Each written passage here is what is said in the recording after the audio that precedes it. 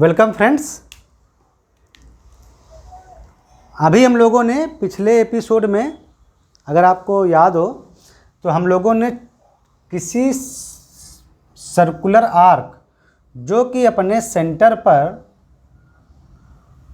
2 alpha angle बना रहा है, कितना एंगल? 2 अल्फा एंगल अगर बना रहा है, यानी ये टोटल एंगल 2 अल्फा है, तो अगर उस सर्कुलर आर्क पर total uniform distributed charge Q है और उसकी रेडियस R है सर्कुलर आर्क की, तो उस पर जो नेट इलेक्ट्रिक फील्ड काम करता था वो आर्क के बिल्कुल सिमेट्रिक मिडिल पॉइंट को सेंटर से मिलाने वाली लाइन के अलॉन्ग ऐसे काम करता था E, और ये टोटल एंगल 2 अल्फा है, यानी ये अल्फा है, ये अल्फा है। तो वो सेंटर पर टोटल इलेक्ट्रिक फील्ड आप ऐसे देते थे, ये आपको पता है, ऐसे निकालते थे। अगर चार्ज माइनस होता, माइनस Q, तो इसकी डायरेक्शन इधर होती, यानी माइनस की ओर डायरेक्शन।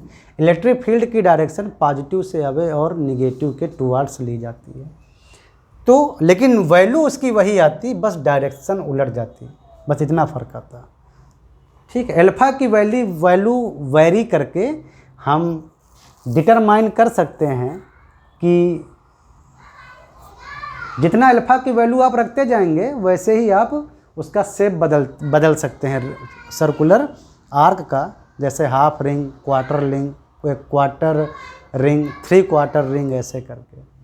ठीक है, तो ये अभी हमने आपको बताया था। एक इसको और थोड़ा इलोबरेट करते हैं। सोचो ज़रा, ये है हाफ रिंग, दिख रही है। अभी हाफ रिंग के चलते भी हमने इलेक्ट्रिक फील्ड निकाला था, बस कुछ नहीं किया था। 2 अल्फा इक्वल टू 180 डिग्री होता तो पाई लिखा था, अल्फा इक्वल टू π/2।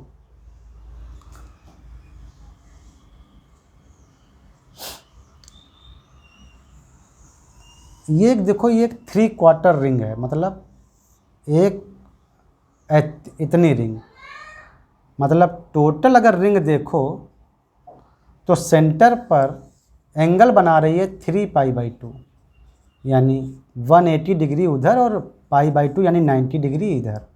मतलब ये नहीं है, बस पार्ट इतनी रिंग है। समझ में आया? ओके, ध्यान से देखना।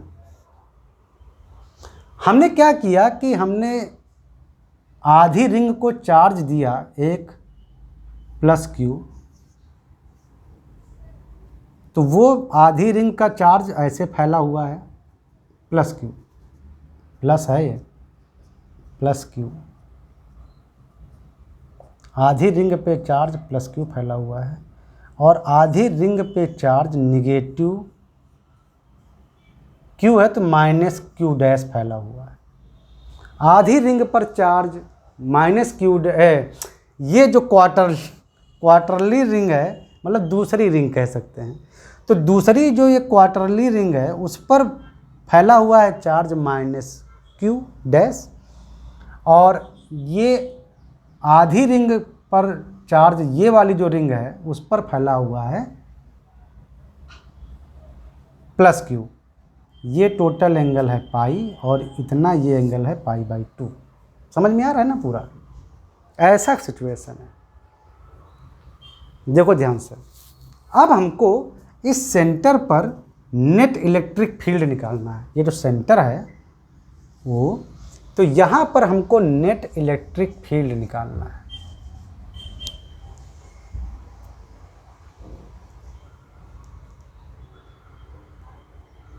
करेक्ट? तो क्या करते हैं, सिंपल सी बात है, पहले थोड़ी देर के लिए इसको भूल जाते हैं, नीचे वाली निगेटिव रिंग को, निगेटिव आर्क जो है क्वार्टरली रिंग, इसको भूल जाते हैं, केवल इतने पर ध्यान फोकस करते हैं, यानी केवल इतने पर ध्यान आप फोकस करो, बस ये हाफ रिंग पर पॉजिटिव चार्ज वाली।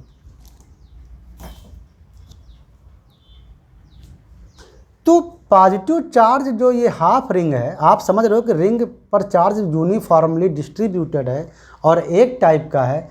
तो इस अगर रिंग के चलते इस पर चार्ज सेंटर पर मान लो E1 है, E1, तो ये टोटल चार्ज जो E1 होगा वो अलोंग दिस डायरेक्शन होगा, क्योंकि ये पॉजिटिव हाफ रिंग जो चार्ज अपना चार्ज के चलते जो इलेक्ट्रिक फील्ड आएगा वो बिल्कुल सिमेट्रिकली इसके सेंटर पॉइंट से होता हुआ ऐसे जाएगा E1, करेक्ट। और अब आप इस हाफ को भूल जाइए, इस पॉजिटिव हाफ रिंग को, केवल इस निगेटिव वाली क्वार्टरली रिंग पर ध्यान दीजिए। केवल इस निगेटिव मतलब क्वार्टरली रिंग पर ध्यान दीजिए। तो ये भी एक सर्कुलर आर्क है, इसके चलते जो इलेक्ट्रिक फील्ड इस सेंटर पर आएगा वो बिल्कुल इसके हाफ रिंग, ये जो क्वार्टर रिंग है बिल्कुल इतनी ही है ना क्वार्टर रिंग। हम ऊपर पॉजिटिव की ओर देखना ही बंद कर दो थोड़ी देर के लिए, बस इसको देखो, इसको निगेटिव वाले पार्ट को। तो इसका जो सिमेट्रिक पार्ट होगा यानी बिल्कुल ऐसे ये होगा।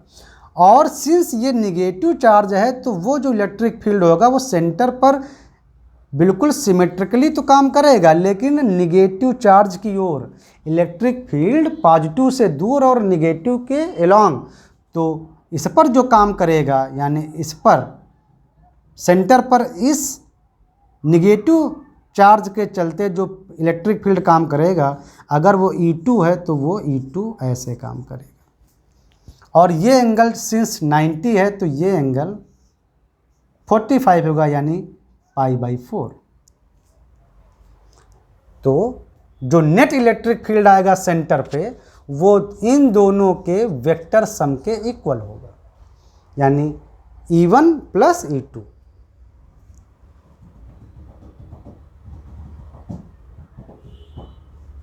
ठीक है। अब देखो थोड़ी देर के लिए आप इस डायरेक्शन को मान लो I कैप अपनी सहूलियत के लिए, ताकि आप आसानी से सॉल्व कर सको, और इस डायरेक्शन को मान लो थोड़ी देर के लिए J कैप। हमको सेंटर पर ही निकालना है तो ये एक प्लेन प्रॉब्लम है। तो इस ओर डायरेक्शन हो गई -J कैप और इस ओर -I कैप, आप जानते हो। देखो ये जो E1 जो काम कर रहा है, एक तरह से इसको हम डायरेक्शन देते हैं तो डायरेक्शन के साथ लिखेंगे तो E1 केवल मैग्नीट्यूड और उसकी डायरेक्शन -J कैप, मतलब नीचे की ओर ऐसे। हमने इसको अपनी सहूलियत के लिए डायरेक्शन दे दी। डायरेक्शन हम अपनी सहूलियत से दे सकते हैं।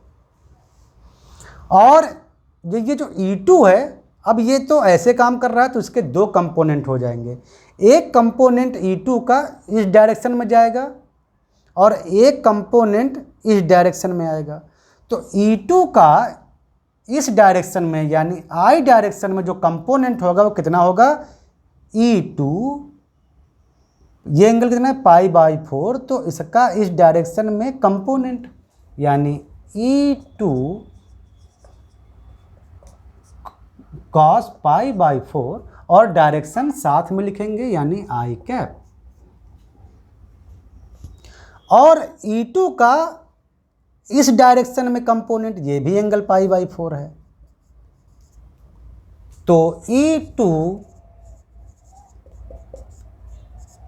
और इसकी डायरेक्शन, ये तो हो गई उसकी numerical value, direction -J cap.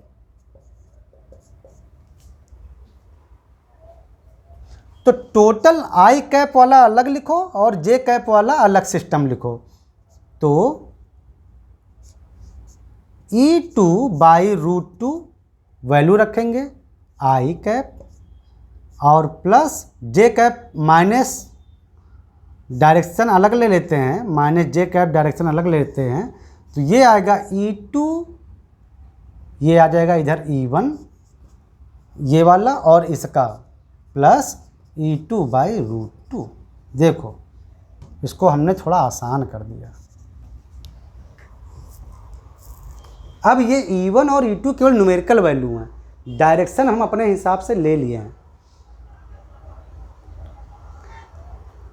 अब इस E1 और E2 का ये कंबाइंड चल रहा है, तो ये जो कंबाइंड जो आएगा इलेक्ट्रिक फील्ड दोनों को मिलाकर, उसकी जो न्यूमेरिकल वैल्यू आएगी आप जानते हो, पॉजिटिव मतलब जो केवल मैग्नीट्यूड, जो केवल न्यूमेरिकल वैल्यू, तो वो होगा E2/√2 का होल स्क्वायर और प्लस E1 प्लस E2/√2 का होल स्क्वायर। ये तो आप जानते ही हो।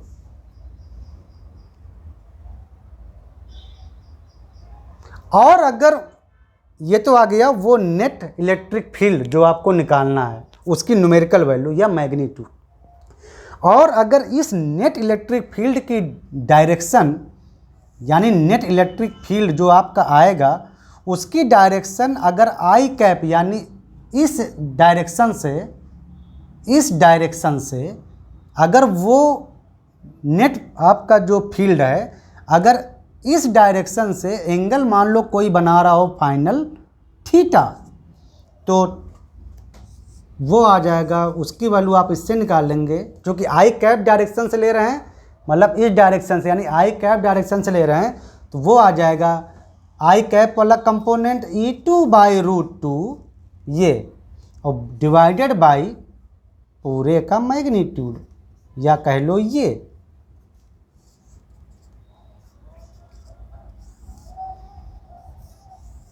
वैल्यू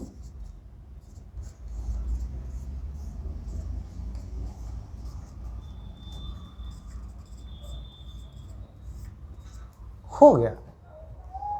तो हमको नेट इलेक्ट्रिक फील्ड भी मिल गया, और उस नेट इलेक्ट्रिक फील्ड की जो डायरेक्शन है, मान लो इस तरफ से डायरेक्शन, इस हाफ सर्किल और नेगेटिव वाला जो क्वार्टर सर्किल है उसके ज्वाइंट से डायरेक्शन, जिस ओर हमने आई कैप माना, अगर उधर से डायरेक्शन थीटा है तो वो इससे निकलेगा, क्योंकि ये वेक्टर का आप पढ़े ही हो, वेक्टर अलजेब्रा हमने पढ़ाई है ना पूरी।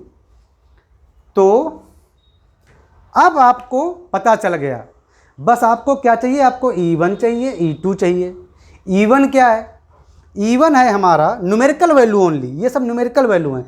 तो E1 क्या था? E1 था हाफ चार्ज रिंग के चलते सेंटर पर इलेक्ट्रिक फील्ड। तो हाफ चार्ज रिंग के चलते सेंटर पर अगर आपको इलेक्ट्रिक फील्ड निकालना है, तो किसी भी आर्क जो कि सेंटर पर 2α एंगल बनाता है, आप जानते हो ये कॉमन फार्मूला है, जो कि अभी हम आपको पिछले एपिसोड में निकाल के दिखाए हैं। तो हाफ रिंग है, यानी 2α इक्वल टू हाफ रिंग है ना, सेंटर पर कितना एंगल बनाएगी? पाई, यानी एंगल अल्फा इक्वल टू π/2। तो यहाँ π/2 रख दो अल्फा की जगह पर। तो यही था ये देखो,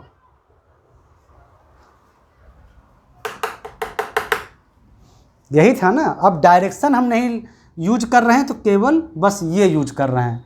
ये वेक्टर के साथ डायरेक्शन लिया था, यहाँ पर सिर्फ न्यूमेरिकल वैल्यू इस्तेमाल करनी है। तो यहाँ पर अगर आप ध्यान से देखो तो E1 जो कि हाफ रिंग के चलते सेंटर पर जो इलेक्ट्रिक फील्ड है, वो ये हाफ रिंग के चलते हम निकाल चुके थे, इसको रखेंगे। और हाफ रिंग पर चार्ज था Q, तो Q/4πε0, और वो π/2, तो यहाँ पर केवल 2 आ जाएगा, ये पाई, एक और पाई, तो ये पाई स्क्वायर, बिल्कुल वही वाला, उसको हम इजी कर देते हैं। 2π, ये वाला ना हाफ रिंग का, 2πε0, और ये पाई स्क्वायर, और ये r स्क्वायर। ये तो हो गया हाफ रिंग के चलते। अब क्वार्टरली रिंग के चलते जो फील्ड था वो था E2 की ओनली न्यूमेरिकल वैल्यू E2, क्योंकि यहाँ केवल न्यूमेरिकल वैल्यू रखने से ही काम चल जाएगा। E2 ये जो फार्मूला था, ये किसी भी सर्कुलर आर्क के लिए था। तो ये जो क्वार्टरली जो रिंग है वो सेंटर पर कितना एंगल बनाती है? 90 डिग्री, यानी π/2। तो 2α इक्वल टू π/2, यानी अल्फा की जगह पर केवल आप रखोगे π/4। तो E2 आ गया चार्ज क्यू डैश है केवल न्यूमेरिकल वैल्यू, डायरेक्शन हम ऑलरेडी कंसिडर कर चुके हैं पूरे इसमें। तो Q dash by 4 pi epsilon not alpha, centre पर बना हाफ एंगल, तो ये पाई बाई 4, क्योंकि ये केवल क्वार्टरली रिंग है, पाई बाई 4 आर स्क्वायर, और साइन एल्फा यानी पाई बाई 4, 4 4 कैंसिल, तो ये आ गया आपका Q dash divided by sine pi by 4 की वैल्यू 1/√2, तो √2 पाई पाई मतलब pi square alpha not R square. तो आपको E1 पता चल गया और आपको E2 न्यूमेरिकल वैल्यू, और हमको सिर्फ न्यूमेरिकल वैल्यू ही चाहिए थी क्योंकि हमने डायरेक्शन ऑलरेडी पहले लेकर सॉल्व कर लिया था। तो ये आप E1 और E2 की वैल्यू इसमें रख दीजिए, यहाँ E1 और E2, तो ये आ जाएगा आपका टोटल जो कंबाइंड इफेक्ट इलेक्ट्रिक फील्ड होगा उसका न्यूमेरिकल वैल्यू यानी उसका मैग्नीट्यूड, और वो कंबाइंड जो इलेक्ट्रिक फील्ड होगा वो इस एक्सिस से हॉरिजॉन्टल एक्सिस से अगर थीटा एंगल बनाता है तो इसमें रख दीजिए। तो E2 E1 सबकी वैल्यू रख दीजिए, या तो आप E0 निकाल ही चुके हैं, सीधा यहाँ रखिए, E2 की वैल्यू रखिए और आपका प्रॉब्लम सॉल्व। डायरेक्शन भी आपको मिल गई, आपको कंबाइंड इलेक्ट्रिक फोर्स भी मिल गया, आपको अलग अलग उनके इलेक्ट्रिक फील्ड E1 और E2 भी मिल गए। इस तरह से प्रॉब्लम को सॉल्व किया जाता है। बड़े बड़े एक्सप्रेशन लिखने से अच्छा है पहले उनको छोटे, जो आपने मतलब छोटे कोई वैल्यू एज्यूम कर लीजिए और पहले ही उसको वेक्टोरियली जोड़ लीजिए, उनका मैग्नीट्यूड निकाल लीजिए और उनका डायरेक्शन निकाल लीजिए। अब आप उनमें अपनी वैल्यू फार्मूलों से निकाल के रखिए। तो उसी का एक्सटेंडेड एग्जाम्पल एक तरह से आप कह सकते हो, जो अभी हमने पिछले एपिसोड में पढ़ाया उसी को हमने इस एपिसोड में आगे बढ़ाया। ठीक है, तो आई थिंक आपको इंटीग्रेशन का यूज करना बहुत अच्छे से आ रहा है। ठीक है, आपको इंटीग्रेशन का यूज करना बहुत अच्छे से आ रहा है। चलो हम लोग मिलते हैं नेक्स्ट एपिसोड में, अभी और यूज करेंगे इंटीग्रेशन का, और उसके साथ साथ ना आपके कॉन्सेप्ट भी क्लियर हो रहे हैं, डायरेक्शन के, फील्ड निकालने के, पॉइंट चार्जेस का कैसे इस्तेमाल करते हैं, कंबाइंड वेक्टर का कैसे इस्तेमाल करते हैं, वेक्टर को जोड़ते घटाते कैसे हैं, डायरेक्शन कैसे निकालते हैं, तो यही सब आपको आना चाहिए। ठीक है, तो मिलते हैं नेक्स्ट एपिसोड में, तब तक के लिए पढ़ाई करते रहो।